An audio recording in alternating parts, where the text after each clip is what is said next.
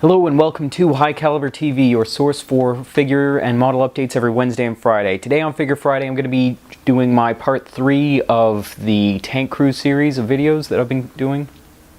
Today I've got a pair of really cool figures, both German again. They're the SS Panzer crew at Kursk loading ammunition and the two Tiger Aces in Normandy. I want to start by going over the Tiger Aces in Normandy. These guys, they're really simply uniformed, as tankers were, but the reason you get them, if you're a history fanatic like me, is because the facial detail, they actually look like the characters they're meant to be portraying.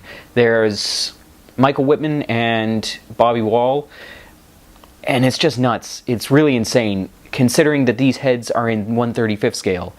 Like the pictures that Alpine has on their site that show the black and white true photos next to the faces, it's undeniable who they are.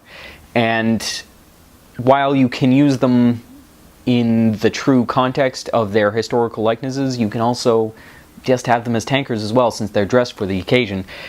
Whitman has a really basic, it's a short pattern jacket that's rubberized and blue trousers. I don't know if these trousers are reversible. I couldn't pick out a reference for them, but if they are, great, because that's extra color schemes that are opened up, but if not, they still look pretty cool.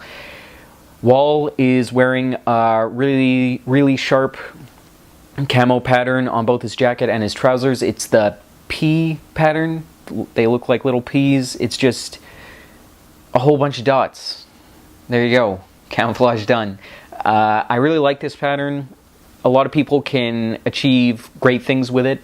I've seen some people use a sepia ink on the highlights, and that makes it so that it blends the peas into a uniform thing while also making the highlights a bit lighter.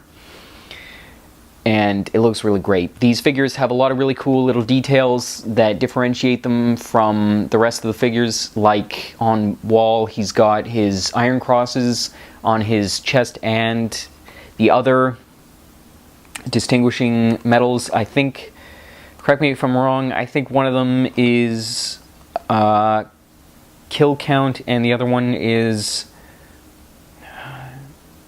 victories. I'm not so sure. I should have checked my references before I did the video. But yeah, they both got a lot of really cool details on them. Both have iron crosses. Whitman has something really cool on him. It's his jacket collar. It's sort of like open, really casual looking, but the resin is super thin and it's like flapping. It's nuts. It provides a lot of really sharpness for doing highlights and things like that. The Panzer crew at Kursk, really effective, versatile tank crew. They can go with a lot of things. They're loading ammunition or unloading it from the ammo dump or the unit's prime mover, the massive half-tracks that they used for moving ammunition and troops and crews, things like that, to the front. So they can be in a lot of different types of vignettes, dioramas. They're really simply posed but effective. They're carrying ammunition and they look like they're struggling because they've obviously been moving a lot of shells during the day. The ammunition is molded in the hands, so you get a really positive grip from the figures, and it really helps solidify the look, whereas a lot of times if you don't have the hands molded onto the ammunition, you get the weird gap that I've talked about before with weapons and hands and things like that. So you've got that working for you.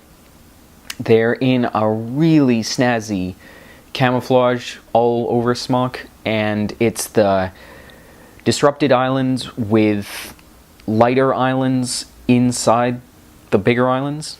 And I really like this camouflage because I think you can do a lot with it with a bit of practice, make it look really sharp. Stick around, I'm going to be showing some of the details up close on the camera. But for all these figures and many more, be sure to check us out at highcaliberminiatures.com. I'm going to put the link in the description below. Follow us on Facebook, Twitter, and Pinterest. and check out this next bit. So I just wanted to show off some of the really cool details in today's sets. This is the torso piece for Bobby Wall, and as you can see here, I'm just showing off the metals. These are actual metals. They aren't just generic circles that someone put onto his jacket. They're actual German metals from the period. He's got 2 iron crosses, which is super cool. Just want to show off the sharpness of the highlights, the folds in the cloth, all this stuff. It all accumulates to make a really impressive figure. Next up, this is one of the pair of hands with the ammunition from the SS crew at Kursk. And I just wanted to show this off to show the detail on the warhead of the brass and the tightness of the hands.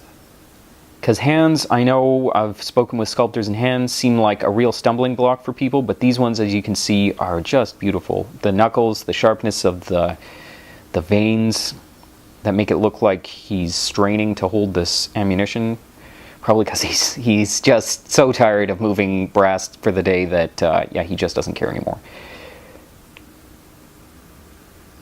So there you go. Now, typically, I don't want to get off on a rant, but I prefer true brass. Like AFV Club does a lot of ammunition sets that are actual brass, but I mean, you can still achieve a lot of great things with metal coat from Humbrol, especially with enamels where you can polish the paint once it's on. And then I prefer to put on a coat of sepia ink on the brass once it's done, because it makes it look a little bit shiny, a little bit deep. So there you go. Hope you enjoyed the video. Be sure to follow us on Facebook, Pinterest, and Twitter. Check us out at highcaliberminiatures.com for all these figures and many more. Thanks for watching, and I'll see you next time.